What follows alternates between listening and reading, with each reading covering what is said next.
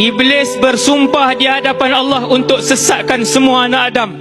Kemudian Iblis tambah di belakang daripada ayatnya menunjukkan keilmuan dia.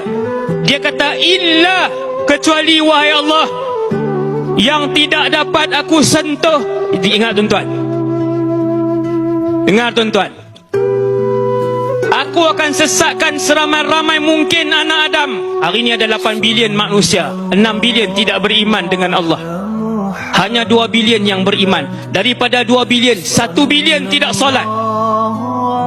1 bilion tidak solat. Belum lagi yang tak tunaikan zakat. Belum lagi yang minum arak. Belum lagi yang tak tutup aurat. Belum lagi yang berzina. Belum lagi yang bermain judi dan sebagainya. Tinggal berapa sahaja daripada 1 bilion? Tinggal hanya berapa ratus juta sahaja. Maka berkata Iblis, kesemuanya akan aku sesat, illa, kecuali wahai Allah, ibadakal mukhlasin, hamba-hamba ibadaka minhumul mukhlasin, hamba-hambamu yang ikhlas. Ini syarat dia, ini kuncinya, ini rahsianya. Kecuali mereka-mereka yang ikhlas. Apa itu ikhlas wahai Rasulullah?